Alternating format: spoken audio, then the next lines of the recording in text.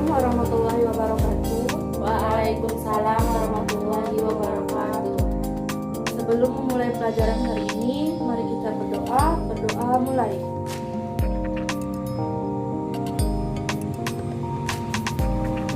Berdoa selesai.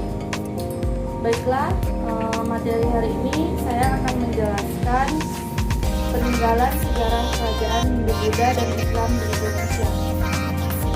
Ada yang tahu tentang peninggalan sejarah kerajaan Hindu-Buddha dan Islam di Indonesia? Tahu. Saya juga akan menjelaskan yang pertama, yaitu ada candi. Candi umumnya terbuat dari batu maupun batu bata, sehingga bisa bertahan sampai sekarang. Candi erat hubungannya dengan keagamaan sehingga bersifat suci. Fungsi bangunan candi bagi umat Hindu adalah untuk memuliakan orang yang telah wafat, khususnya raja-raja dan orang-orang terkemuka.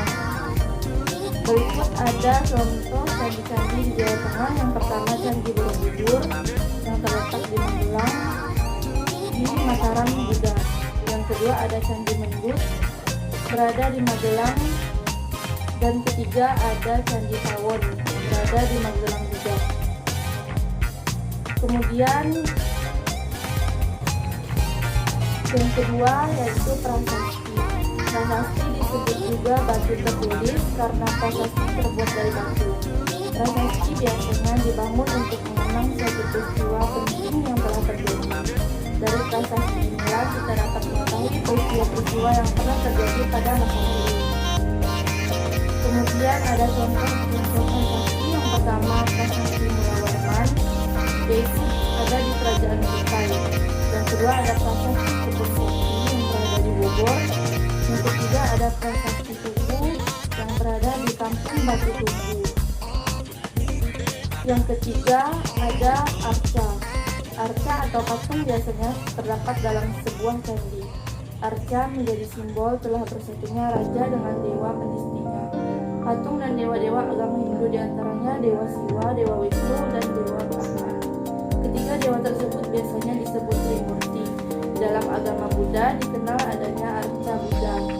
Arca Buddha biasanya sangat sederhana tanpa hiasan, hanya memakai jubah. Kemudian ada karya sastra. Peninggalan bersejarah yang lain adalah karya sastra, yaitu keberadaan kerajaan Kediri diketahui dari hasil karya berupa kitab sastra. Hasil karya sastra yang tersebut adalah kitab Kaprawin Batarayuda yang ditulis Ibu Seda Batasya penulis, yang menceritakan tentang kemenangan kerajaan Kediri atas Jenggala. Keberadaan kerajaan Singasari dibuktikan melalui kitab sastra, yaitu peninggalan pada zaman Majapahit yang berjudul Negara Kertagama. Karya sastra tersebut menjelaskan tentang raja yang memerintah di Singasari. Kemudian ada benda peninggalan bersejarah pada masa Islam. Yang pertama, masjid. Masjid merupakan bangunan yang digunakan oleh umat Islam untuk beribadah. Setelah masuknya agama Islam di Indonesia, bangunan masjid banyak didirikan di Indonesia. Kemudian yang kedua ada makam. Makam merupakan tempat dikuburnya orang yang telah meninggal dunia. Bagi umat beragama Islam, orang yang telah meninggal harus segera dikubur.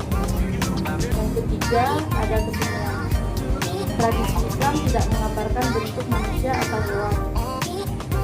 Seni bukti relief yang menghias masjid atau makam Islam berupa seni tumbuh-tumbuhan tersebarnya agama Islam di Indonesia berpengaruh terhadap sejarah masyarakat atau tulisan.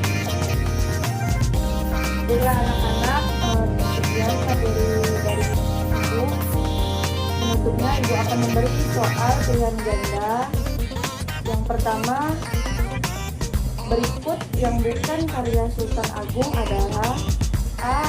Astabrata, B. Luki Sruti, C. Babat Mataram, D. Sastra Gending. Ada yang tahu? Jawabannya Sora C. Babat Mataram ya. Betul.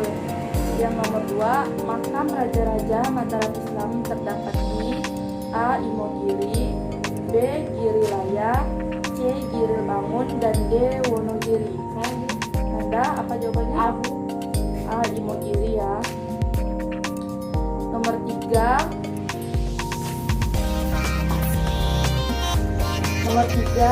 salah satu peninggalan sejarah Islam adalah Keraton Kasepuhan dan Kanoman yang terletak di A. Banten, B. Cirebon, C.